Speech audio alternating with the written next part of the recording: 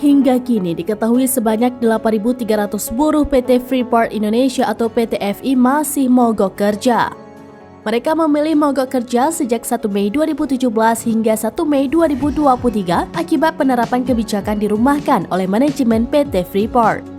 Karenanya Presiden Joko Widodo diminta memfasilitasi mediasi antara PT Freeport dengan 8.300 buruh itu. Permintaan itu disampaikan Lembaga Bantuan Hukum atau LBH Papua sekaligus mendesak Komisi HAM menyampaikan hal ini kepada Presiden.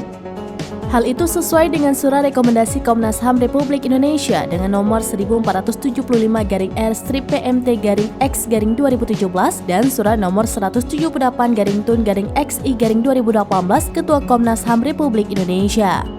Direktur LBH Papua Emmanuel Gobay menilai Jokowi dan CEO Freeport McMoran, Richard Edgerson serta Direktur Utama PT FI, Tony Wenas lebih mengutamakan kelancaran eksploitasi tembaga dan ekspor tembaga.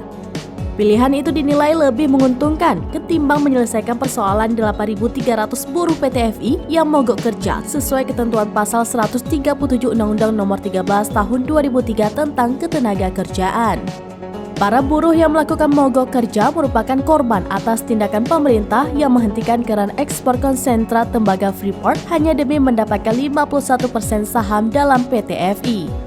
Emmanuel menjelaskan dasar itu menunjukkan bukti bahwa hanya demi mendapatkan 51% saham, pemerintah mengabaikan tujuan pembangunan ketenagakerjaan.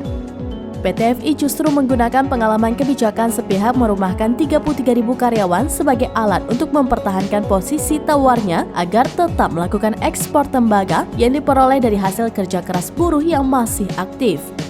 Kata Ego, kondisi ini secara langsung mempertanyakan kinerja Menteri Ketenagakerjaan dalam rangka menjalankan perintah pembangunan ketenagakerjaan.